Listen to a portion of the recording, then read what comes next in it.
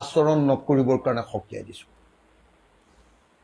ৰজাৰ নিচিনাকে ডিক্ৰী জাৰি নকৰিবৰ কাৰণে মই সকীয়াই দিছো। আৰু এই বিপদৰ সময়ত অসমীয়া মানুহক অপমান নকৰিবৰ কাৰণে, অসমীয়া মানুহৰ মানৱতাক অপমান নকৰিবৰ কাৰণে মই মুখ্যমন্ত্ৰী হ'ম। হিমন্ত বিশ্ব শৰ্মাক ধুই পেলাইছে অখিল গগৈয়ে।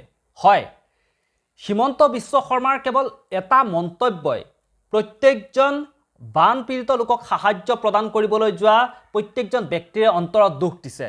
যিসকল ব্যক্তিয়ে দিনে নিশাই কষ্ট কৰি সেই বানপীড়িত অঞ্চলসমূহলৈ গৈ সেই কষ্টত থকা মানুহখিনিক এমুঠি খাদ্যৰ যোগান ধৰিছিল, এযোৰ কাপোৰৰ যোগান ধৰিছিল, প্ৰত্যেকজন ব্যক্তিকে কেৱল হিমন্ত বিশ্ব শৰ্মাৰ এটা মন্তব্যই বৰ বেয়াকৈ আঘাত কৰিছে। আপোনালোকে সকলোৱে গম পায় যে হিমন্ত বিশ্ব শৰ্মা ডাঙৰীয়া আজিৰ পৰা কেইটামান দিন আগত গোটেই ঠাইসমূহ উজনি অসমৰ যি তিনিখনকৈ জিলা, যোৰহাট, চৰাইদেউ, শিৱসাগৰ তিনিখনকৈ জিলা যি বানে বিধ্বস্ত কৰি পেলাইছিল, সেই তিনিওখন জিলাত গৈ পৰিস্থিতিৰ বুজ ল'লে। তাৰপিছত তেওঁ আশ্বাস দিলে যে যিসকল ব্যক্তিৰ সকলোবোৰ শেষ হৈ গৈছে, যিসকলৰ যি অনিষ্ট হৈছে, সকলোবোৰ হিমন্ত বিশ্ব শৰ্মা ডাঙৰীয়াৰ যিখন চৰকাৰ, বিজেপি চৰকাৰে সকলোবোৰ ঠিক কৰি দিব। এনেধৰণৰ মন্তব্য আগবঢ়াইছিল হিমন্ত বিশ্ব শৰ্মা ডাঙৰীয়াই। কিন্তু তাৰ লগতে হিমন্ত বিশ্ব শৰ্মা ডাঙৰীয়াই এনেকুৱা এটা মন্তব্য আগবঢ়াইছিল যি মন্তব্যই কিন্তু প্ৰত্যেকজন সাহায্যকৰ্তাৰ, সাহায্য প্ৰদান কৰিবলৈ যোৱা প্ৰত্যেকজন ব্যক্তিৰে অন্তৰত বৰ বেছি বেয়াকৈ দুখ দি থৈ গৈছে। হিমন্ত বিশ্ব শৰ্মাই কৈছিল হাতত বাকচ লৈ লৈ যি ধৰণে সাহায্য বিচাৰি গৈছিল মানুহৰ পৰা, সেই নিয়মবোৰ কিন্তু কৰিব নালাগে। কোনোবাই যদি সাহায্য দিম বুলি ভাবিছে তেওঁ নিজেই গৈ সাহায্য প্ৰদান কৰি আহক। কোনোবাই যদি টকা দিম বুলি ভাবিছে, কোনোবাই সহায় কৰিম বুলি ভাবিছে, তেওঁ নিজৰ টকাৰে গৈ সহায় কৰক। আনৰ হাতত টকা দি এইদৰে সহায় কৰিব নালাগে, এইদৰে সাহায্য দিব নালাগে। আৰু যদি তেনেকৈ কোনোবাই কৰে তেতিয়াহ'লে আইনী ব্যৱস্থা ল'ম। এনেধৰণৰ মন্তব্য আগবঢ়াইছিল হিমন্ত বিশ্ব শৰ্মা ডাঙৰীয়াৰ। তাৰ পিছতে প্ৰত্যেকজন ব্যক্তিৰে অন্তৰত বৰ বেছি বেয়াকৈ দুখ লাগিছিল, যিহেতু বানপানীৰ পিছত সময়খিনিতেই সকলোৱে, কণ্টেণ্ট ক্ৰিয়েটৰসকলে হওক, শিল্পী সমাজখনে হওক, অসমবাসীয়ে হাত উজান দিছিল যাতে সেই ব্যক্তিসকলে, যি ব্যক্তিসকলৰ সকলোবোৰ শেষ হৈ গৈছিল, তেওঁলোকৰ কাৰণে যাতে কিবা এটা কৰিব পৰা যায়, তেওঁলোকক যাতে আৰু কষ্টত তেওঁলোকে থাকিব লগা নহয়, তেওঁলোকক অলপ হ'লেও যাতে সকাহ দিব পৰা যায়, তাৰ কাৰণে সকলোৱে হাত উজান দিছিল।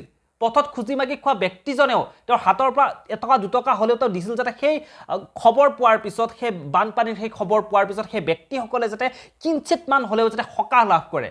আৰু তাৰ পিছত মুখ্যমন্ত্ৰী হিমন্ত বিশ্ব শৰ্মা ডাঙৰীয়াই যি মন্তব্য আগবঢ়ালে, সেই মন্তব্য কিন্তু সঁচাকৈ অতিকৈ বেয়া লগা, অতিকৈ দুখ লগা। হিমন্ত বিশ্ব শৰ্মা ডাঙৰীয়া যিহেতু প্ৰথম অৱস্থাত যোৱা নাছিল, বানপানী হোৱাৰ পিছৰ অৱস্থাত হিমন্ত বিশ্ব শৰ্মা ডাঙৰীয়া যোৱা নাছিল, আৰু এতিয়া কেইদিনমান আগত যিহেতু হিমন্ত বিশ্ব শৰ্মা ডাঙৰীয়া গ'ল, এতিয়া যিহেতু চৰকাৰ যাব পৰা হৈছে, ব্যক্তিসকলে চৰকাৰৰ ওচৰলৈ আহিব পৰা হৈছে তেওঁলোকৰ সমস্যাসমূহলৈ, গতিকে এতিয়া আৰু কোনেও সাহায্য দিবলৈ যাব নালাগে, হাতত বাকচ লৈ লৈ সাহায্য তুলিব নালাগে। এতিয়া চৰকাৰে তেওঁলোকৰ যি ব্যৱস্থা ল'ব লাগে তেওঁলোকৰ ব্যৱস্থা ল'ব। ইতিমধ্যে অসমবাসী ৰাইজে তেওঁলোকক যিমানখিনি পাৰে বহুতেই ঘৰ বনাই দিলে, কেৱল অসম বুলি নহয়, ভাৰতবৰ্ষৰ বিভিন্ন প্ৰান্তৰ পৰা।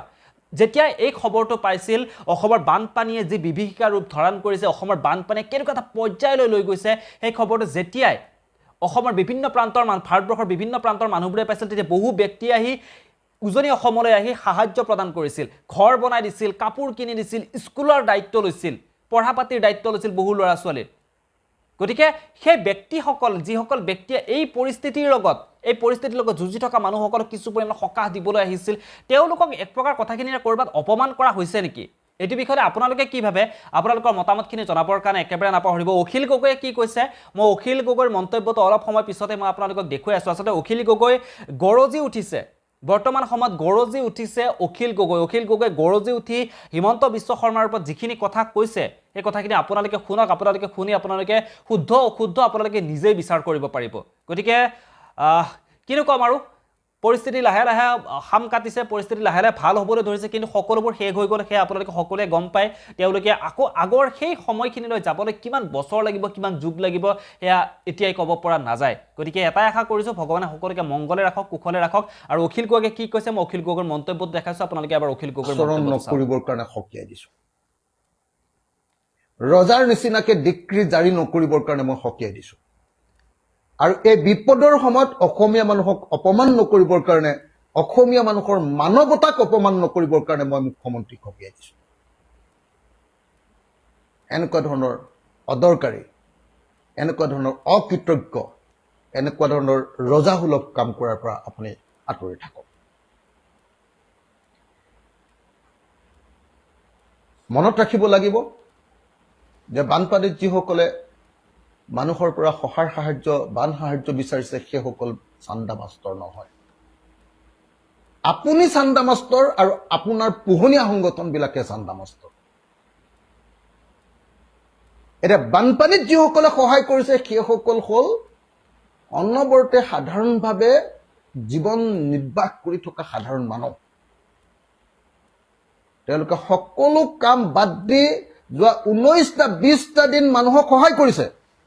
মুখ্যমন্ত্ৰীটো নিজেই কৈছে যে যোৱা প্ৰথম 7টা দিন চৰকাৰ অস্তিত্বহীন আছিলে শিৱসাগৰ, চৰাইদেউ আৰু যোৰহাটত। তেখেতে কি বুলি কৈছে? বানপানীৰ নামত ৰাস্তাই ঘাটে কোনেও সাহায্য সংগ্ৰহ নকৰিব, কাৰণ এতিয়া সমগ্ৰ পৰিৱেশ চৰকাৰৰ নিয়ন্ত্ৰণলৈ আহিছে।